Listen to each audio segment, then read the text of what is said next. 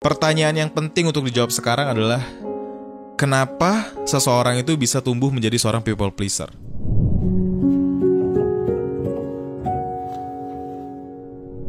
Hai, halo semuanya. Lo semua lagi nonton gue, Giri Ardian. Video kali ini merupakan lanjutan dari apa yang sebelumnya udah gue bahas di Spotify tentang healthy boundaries. Jadi di podcast itu gue ngebahas bagaimana dengan hadirnya batasan-batasan dalam hidup kita tuh bisa jadi lebih bebas dan lebih nyaman. Kok bisa? Kok bisa dengan membatasi diri kita malah jadi terbebas gitu? Nah, selengkapnya lo bisa dengerin di podcast itu yang ada di Spotify. Nggak bakal gue upload di YouTube, jadi kalau misalnya dan banyak podcast gue yang lain yang bakal hanya ada di Spotify tapi nggak ada di YouTube. Jadi pastiin setelah ini lo follow Spotify gue supaya lo juga bisa nikmatin konten gue yang ada di sana. Nah, sekarang gue asumsikan lo udah ngerti bagaimana healthy boundaries itu sangat berguna buat hidup kita. Jadi hari ini gue mau melanjutkan bahasannya dengan hal yang gue pikir mungkin udah banyak orang yang sering dengar. Gue juga udah tahu ini cukup lama deh. Dan kayaknya ini bukan satu hal yang cukup asing di telinga kita, yaitu people pleaser. Oke, sebelum mulai, buat lo yang udah bilang kayak gue banget tuh people pleaser, gue tuh yang gak enakan sama orang lain dan lain sebagainya, gue minta lo bijak dalam hal ini.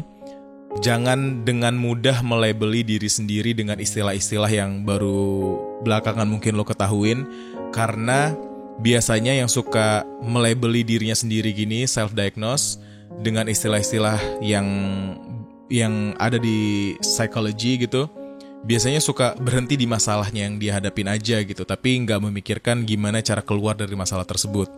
Jadi jangan buru-buru ngejudge diri lo dengan berbagai macam istilah. Lo nikmatin aja proses belajarnya, kecuali kalau emang udah nggak bisa bener-bener lo kelola sendiri, baru lo mungkin butuh bantuan profesional, oke? Kalau lo merasa diri lo seorang people pleaser seperti apa yang kita bahas pada hari ini, tapi ternyata dari apa yang kita obrolin, ini malah justru bisa ngebuat lo lebih sadar tentang bahaya-bahayanya menjadi seorang people pleaser, gua harap lo nggak berhenti sampai di situ aja, tapi justru menjadikan sudut pandang gua yang ada di podcast ini sebagai acuan lo untuk belajar jadi pribadi yang lebih baik kepada diri sendiri. Jadi nggak melulu baiknya kepada orang lain aja. Lo juga bisa menambah referensi lo mengenai hal ini di internet, karena ada banyak banget jurnal dan artikel yang bisa lo jadikan referensi ke depannya. Jadi ya perkaya diri supaya lo jadi lebih baik, oke? Mungkin gue bisa mengawali cerita hari ini dengan bilang kalau di kehidupan gue sendiri, gue punya beberapa teman dekat yang cenderung gak enakan dengan orang lain seperti seorang people pleaser pada umumnya. Dan bahkan Sally juga pernah ngerasa dirinya gak enakan sama orang lain.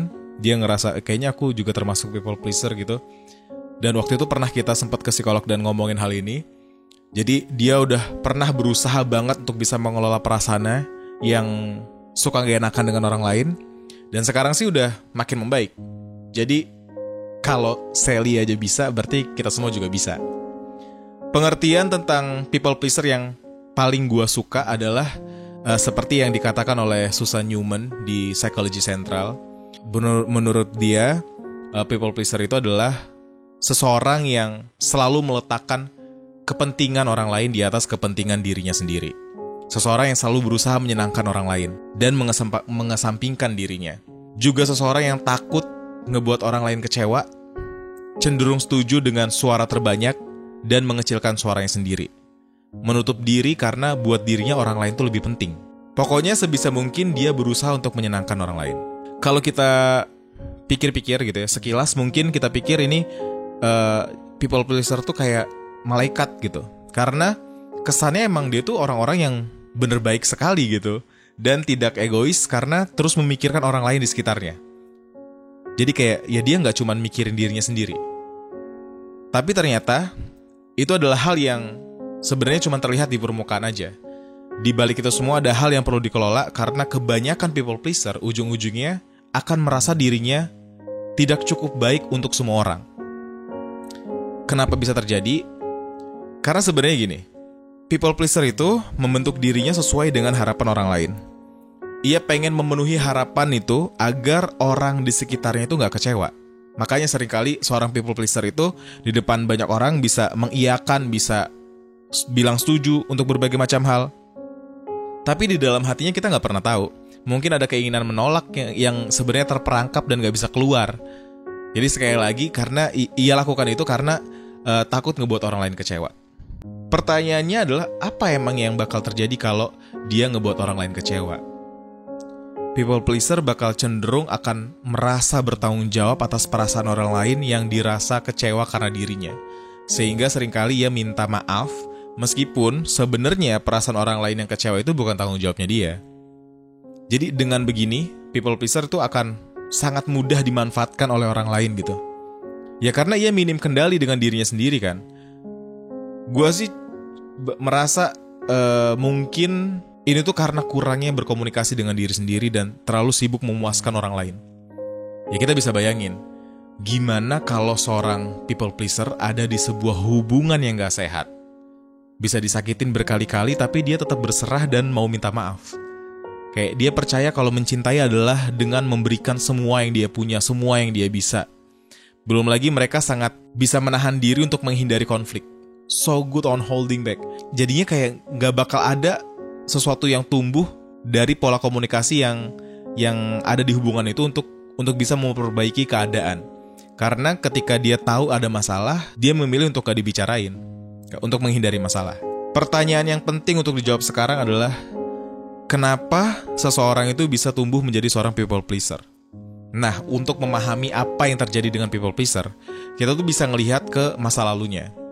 Mungkin ada hal yang pada akhirnya ngebuat dirinya rendah diri atau dan akhirnya mendahulukan orang lain. Kemungkinan yang terjadi sebenarnya banyak, tapi menurut gua kemungkinan terbesar itu adalah dari orang tua, keluarga, dan kerabat. Mungkin ia dibesarkan oleh sosok orang tua yang gak pernah belajar mengenai gimana sih cara untuk menerima sebuah pendapat. Sehingga ketika ia berpendapat, orang tuanya tuh nganggap itu tuh hal yang salah atau itu tuh sebuah pendapat yang bodoh gitu. Dan akhirnya menyebabkan ia jadi takut, enggan untuk mengeluarkan pendapat. Ia ngelihat kalau perbedaan opini bisa jadi sumber masalah yang ngebuat dirinya merasa terancam. Mungkin juga ia dididik untuk selalu patuh, nggak diizinkan berpikir kritis, apalagi bertanya kenapa ia harus patuh. Nah mungkin didikan yang kayak gini tuh didikan yang keras gitu, atau bisa dibilang kayak otoriter gitu misalnya. Ngebentuk pola pikirnya untuk menuruti segala macam perintah. Nah bisa jadi juga mungkin ia justru dikelilingin orang-orang yang rapuh karena faktor finansial misalnya, atau memang berada di lingkungan yang buruk lah, bad place lah. Yang pasti lingkungan ini ngebuat dia merasa lebih baik untuk menyimpan hal-hal yang gak enak atau unek-uneknya gitu, demi menjaga perasaan orang-orang di sekitarnya. Jadi dia gak punya ruang untuk mengungkapkan. Jadinya dia ngerasa lebih baik untuk yaudah deh, setuju aja deh. Jadi terus gimana nih cara untuk berhenti jadi seorang people pleaser?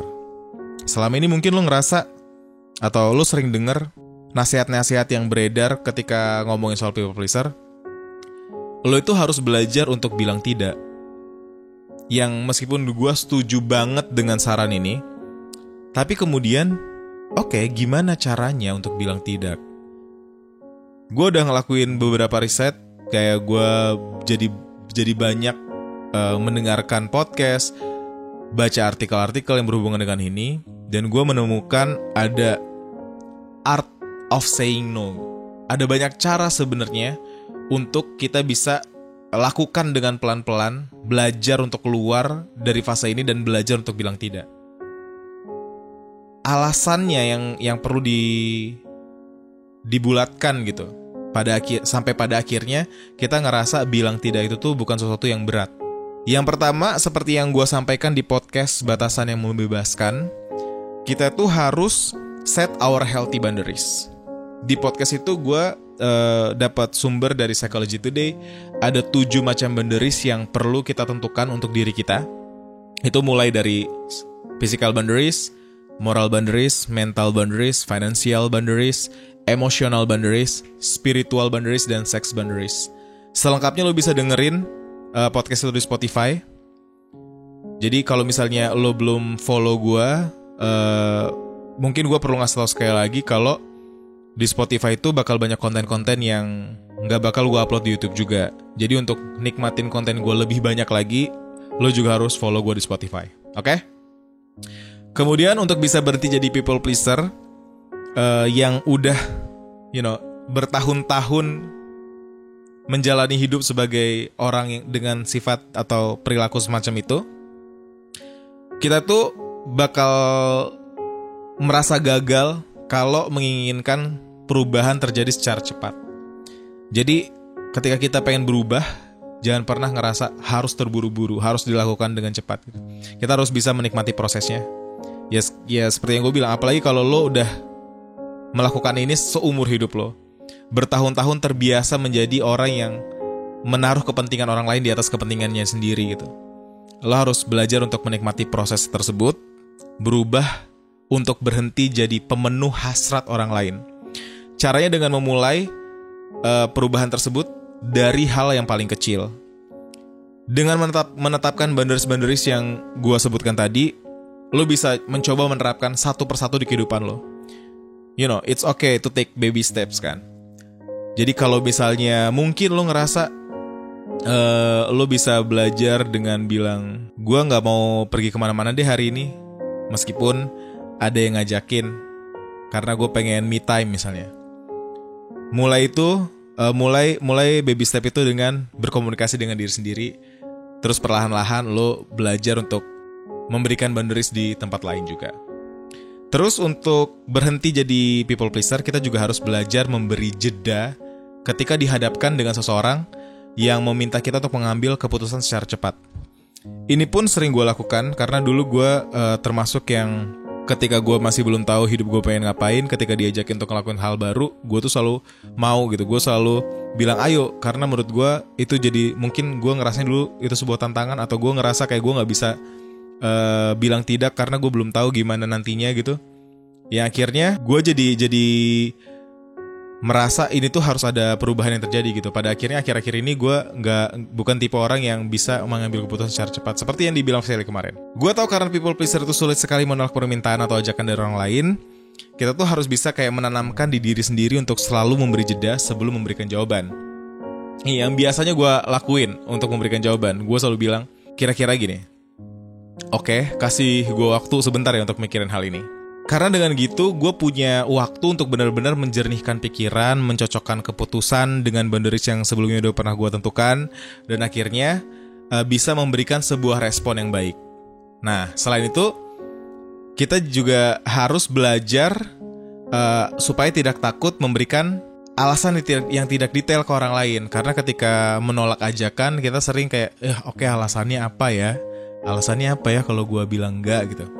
Nah, ini nih yang kayak sering kali ketika menolak permintaan atau ajakan orang lain, kan mereka juga sering nanya kenapa kan. Oke, lu gak bisa tapi kenapa gitu. Nah, di momen-momen kayak gini kita tuh bisa menyiapkan mantra-mantra versi kita sendiri untuk momen-momen yang serupa semacam ini. Misalnya dengan bilang, oh iya gue gak bisa karena udah ada janji.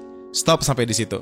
Gak perlu kasih detail apapun, tapi kita tahu kalau kita ada janji, jadi nggak perlu capek-capek ngejelasin. Ini kebiasaan seorang people pleaser kan, kayak oh dia kecewa gue tolak, terus jadi gue harus memberikan alasan supaya dia jadi nggak merasa tertolak banget deh gitu, nggak ngerasa dikecewain gitu.